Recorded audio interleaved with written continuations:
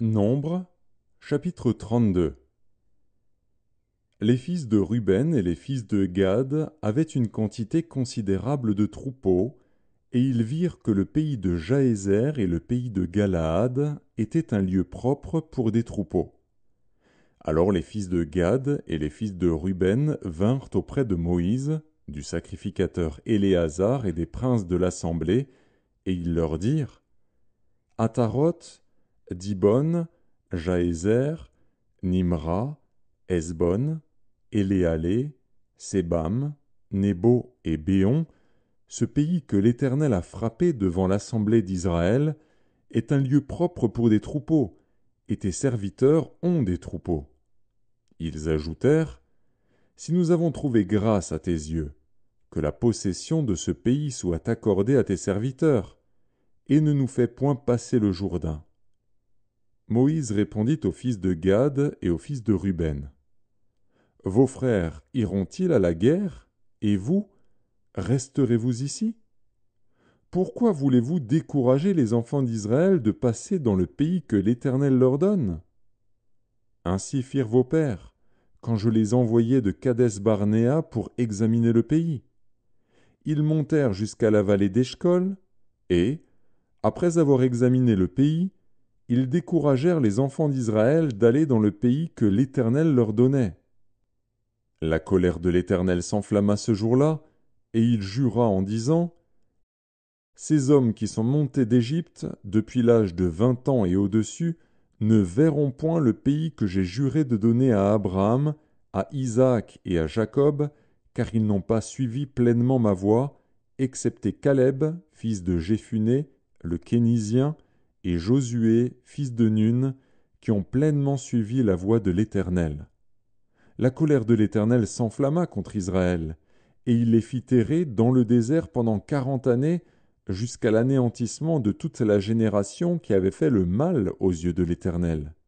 Et voici, vous prenez la place de vos pères comme des rejetons d'hommes pécheurs, pour rendre la colère de l'Éternel encore plus ardente contre Israël.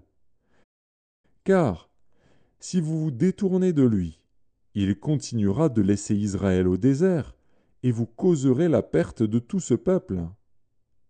Ils s'approchèrent de Moïse, et ils dirent: Nous construirons ici des parcs pour nos troupeaux et des villes pour nos petits-enfants. Puis nous nous équiperons en hâte pour marcher devant les enfants d'Israël, jusqu'à ce que nous les ayons introduits dans le lieu qui leur est destiné, et nos petits-enfants demeureront dans les villes fortes, à cause des habitants du pays. Nous ne retournerons point dans nos maisons avant que les enfants d'Israël aient pris possession chacun de son héritage. Et nous ne posséderons rien avec eux de l'autre côté du Jourdain, ni plus loin, puisque nous aurons notre héritage de ce côté-ci du Jourdain, à l'Orient. Moïse leur dit: Si vous faites cela, si vous vous armez pour combattre devant l'Éternel, si tous ceux de vous qui s'armeront passent le Jourdain devant l'Éternel jusqu'à ce qu'il ait chassé ses ennemis loin de sa face, et si vous revenez seulement après que le pays aura été soumis devant l'Éternel, vous serez alors sans reproche vis-à-vis de l'Éternel et vis-à-vis d'Israël, et cette contrée-ci sera votre propriété devant l'Éternel.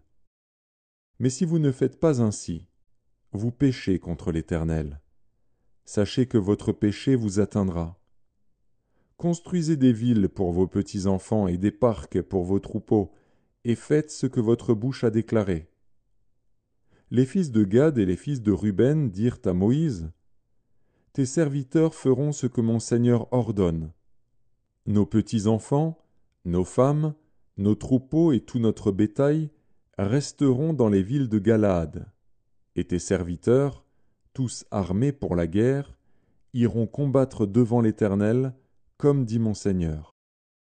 Moïse donna des ordres à leur sujet au sacrificateur Éléazar, à Josué, fils de Nun, et aux chefs de famille dans les tribus des enfants d'Israël.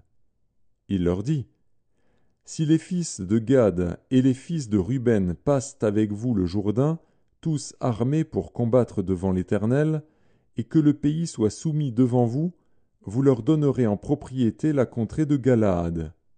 Mais s'ils ne marchent point en armes avec vous, qu'ils s'établissent au milieu de vous dans le pays de Canaan. Les fils de Gad et les fils de Ruben répondirent, Nous ferons ce que l'Éternel a dit à tes serviteurs. Nous passerons en armes devant l'Éternel au pays de Canaan, mais que nous possédions notre héritage de ce côté-ci du Jourdain.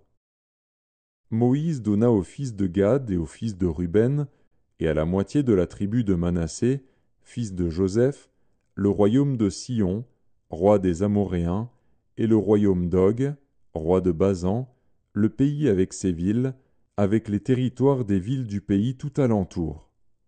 Les fils de Gad bâtirent Dibon, Ataroth, Aroer, Atroth-Shophan, Jaézer, Jogbéa, Beth-Nimra et Beth-Haran, villes fortes, et ils firent des parcs pour les troupeaux.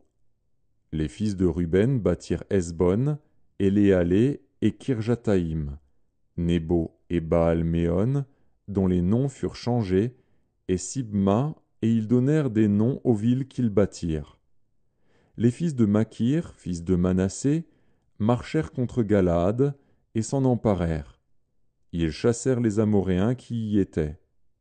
Moïse donna Galaad à Makir, fils de Manassé, qui s'y établit.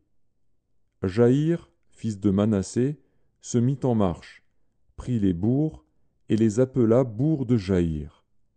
Nobac se mit en marche, prit Kénath avec les villes de son ressort, et l'appela Nobac, d'après son nom.